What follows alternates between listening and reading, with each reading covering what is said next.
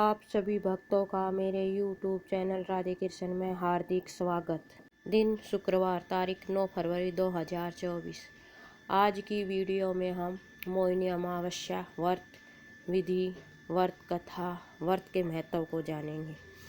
मोहिनी अमावस्या व्रत हर साल माघ मास की अमावस्या तिथि को किया जाता है। इस वर्ष मोहिनी अमावस्या तिथि 9 फरवरी को है। धर्म ग्रंथों और शास्त्रों में इस अमावस्या का बड़ा महत्व बताया गया है। इस पर यह भी मान्यता है कि मोहिनी अमावस्या के दिन अगर मोहोदय नामक योग बन जाए तो यह और भी लाभदायक और कल्याणकारी हो जाता है। इस व्रत को करने से पितृ संतुष्ट और खुश होते हैं और घर में सुख समृद्धि और संतान की वृद्धि होती है। आइए जानते हैं मोहिनी अमावस्या कथा। मोहिनी अमावस्या व्रत कथा। मोहिनी अमावस्या की कथा को लेकर जो प्रचलित कथा है उसके अनुसार प्राचीन काल में एक ब्राह्मण परिवार कांचीपुरी में रहता था। पति पत्नी दोनों ही धर्मात्मा थे और धर्मपूर्वक अपनी गृहस्थी चलाते थे। इनका नाम देवस्वामी था और इनकी पत्नी का नाम धनवंती था। इनके 7 पुत्र और एक पुत्री थी जिसका नाम गुणवती था। जब गुणवती बड़ी हुई और देवस्वामी से धनवंती ने कहा कि पुत्री के विवाह के लिए अब वर देखना चाहिए। ब्राह्मण ने अपने छोटे पुत्र को बहन गुणवंती की कुंडली दी और कहा कि ज्योतिषी से इनकी कुंडली दिखवा कर लाओ, जिससे गुणवंती के विवाह की बात आगे चली। ज्योतिषी को कन्या की कुंडली दिखाई। उसने बताया कि विवाह होते ही कन्या विधवा हो जाएगी। ज्योतिषी की यह बात जब ब्राह्मण परिवार को मालूम हुई तो वह बहुत दुखी हो गया और इसका उपाय पूछा। ज्योतिषी ने बताया कि हे ब्राह्मण, सिंहल द्वीप में एक पतिव्रता महिला रहती है जिसका नाम सोमा धोबिन है। यदि कन्या की शादी से पहले सोमा उसके घर आकर पूजन करे और अपना आशीर्वाद दे तो यह दोष दूर हो जाएगा। ब्राह्मण ने अपनी पुत्री गुणवती को अपने सबसे छोटे पुत्र के साथ सिंहल द्वीप भेज दिया। दोनों भाई बहन सागर किनारे पहुंचकर उसे पार करने के बारे में विचार करने लगे। जब समुद्र को पार करने का कोई रास्ता नहीं मिला तो दोनों भूखे प्यासे एक पीपल के वृक्ष के नीचे आराम करने लगे। उस पेड़ पर घोंसले में एक गिद्ध का परिवार रहता था। उस समय घोंसले में सिर्फ गिद्ध के बच्चे थे। वे सुबह से भाई बहन की बातों और क्रियाकलापों को देख रहे थे। शाम के समय जब गिद्ध की माता बच्चों के लिए भोजन लेकर घोंसले में आई तो बच्चों ने पेड़ के नीचे लेटे भाई बहन की कहानी माता को बताई। उनकी बातें सुनकर गिद्ध की माता को दोनों भाई बहनों पर दया आई और बच्चों के कहने से उसने कहा कि तुम लोग अब चिंता मत करो, मैं इन्हें सागर पार करवा दूंगी। बच्चों ने माता की बात को सुनकर खुशी खुशी भोजन ग्रहण किया। गिद्ध की माता बच्चों को भोजन करवाकर दोनों भाई बहन के पास आई और बोली कि मैंने आपकी समस्याओं को जान लिया है, आप चिंता मत कीजिए, आपकी समस्या का निदान मैं करूंगी और आपको सोमा धोबन के पास पहुंचा दूंगी। गिद्ध की बातों को सुनकर दोनों भाई बहन का मन खुशी से आनंदित हो उठा और उन्होंने वन में मौजूद कंदमूल को खाकर रात काट ली। सुबह होते ही गिद्ध ने भाई बहन को समुद्र पार करवा दिया और सिंहल द्वीप में सोमा धोबिन के घर पहुंचा दिया। गुणवती सोमा धोबिन के घर के पास छुपकर रहने लगी।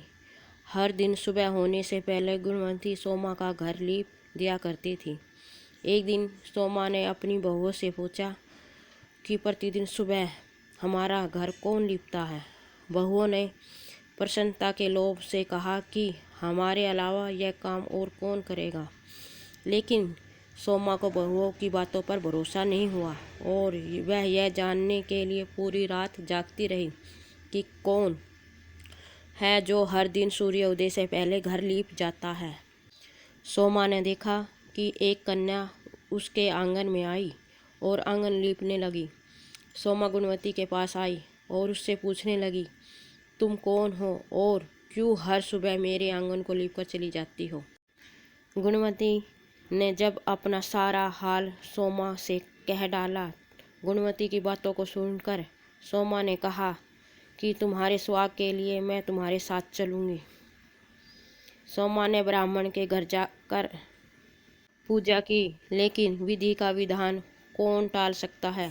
गुणवती का विवाह होते ही उसके पति की मृत्यु हो गई। जब सोमा ने अपने सभी पुण्य गुणवती को दान कर दिया, सोमा के पुण्य से गुणवती के पति जीवित हो गया, लेकिन पुण्यों की कमी से सोमा के पति और बेटे की मृत्यु हो गई। लेकिन सोमा ने अपना घर छोड़ने से पहले बहुओं से कह दिया था कि मेरे लौटने से पहले अगर मेरे पति और बेटों को कुछ होता है तो उनके शरीर को संभाल कर रखना। बहुओं ने सास की आज्ञा को मानकर सभी के शरीर को संभाल कर रखा। उधर सोमा ने सिंगल दीप लौटते हुए रास्ते में पीपल के वृक्ष की छाया में विष्णु जी की पूजा कर 108 बार पीपल की परिक्रमा की। इसके पुण्य के प्रभाव से सोमा के घर लौटते ही उसके पति और बेटे फिर से जीवित हो गए। इसलिए मोहिनी अमावस्या के व्रत करने वाले व्रतियों को यह कथा सुनकर पीपल की 108 बार परिक्रमा करनी चाहिए और भगवान विष्णु सहित शिव जी की पूजा करनी चाहिए। मोहिनी अमावस्या व्रत विधि। मोहिनी अमावस्या अपने नाम के अनुसार मौन और साधना का व्रत है।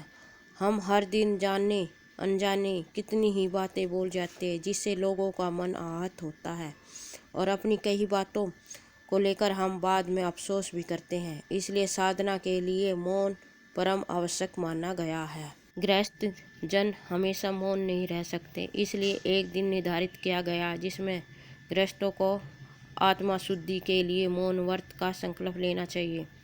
मौनी अमावस्या पर संभव हो तो पूरे दिन मौन धारण करें और मानसिक रूप से भगवान शिव और विष्णु का ध्यान करें, अथवा स्नान करने से पहले मौन धारण करें और स्नान के बाद ही कुछ भी बोले और दिन भर कोई भी ऐसी बात न कहे जिससे किसी का मन आहत हो। मोहिनी महत्व। मोहिनी अमावस्या की सबसे बड़ी बात है कि यह माघ कृष्ण चतुर्थी के अगले दिन आता है। माघ कृष्ण चतुर्थी को शिव जी का विवाह माता पार्वती से तय हुआ था और अगले दिन मुनियों और देवी देवताओं ने शिव की साधना के लिए उनकी उपासना की थी। भगवान विष्णु ने देवी पार्वती के भाई बनकर उनके विवाह संबंधी कार्यक्रम में भाग लेने स्वीकार किया था और इनसे सबसे अलग मोहिनी अमावस्या कथा यह भी है।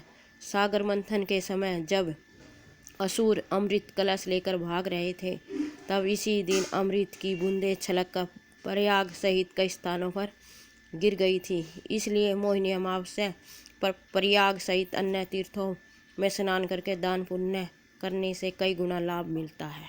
माघ मास में तिल, ऊनी वस्त्र, घी का दान बहुत ही पुण्यदायी होता है। इसलिए मोहिनी अमावस्या पर इन वस्तुओं का दान जरूर करना चाहिए। यह जरूरी नहीं है कि आप बहुत दान करें, लेकिन अपनी श्रद्धा और क्षमता के अनुसार थोड़ा दान भी आप कर सकते हैं। इससे भगवान शिव की कृपा प्राप्त होती है और व्यक्ति मृत्यु के बाद उत्तम लोक में स्थान पाता है। व्यक्ति मुनि पद को प्राप्त करता है। एक मान्यता है कि मोहिनी अमावस्या के दिन मनुष्यों के धरती पर आने वाले प्रथम मनुष्य मनु ऋषि का जन्म हुआ था। मनु ऋषि के नाम से भी इस व्रत का नाम मोहिनी अमावस्या है पड़ा।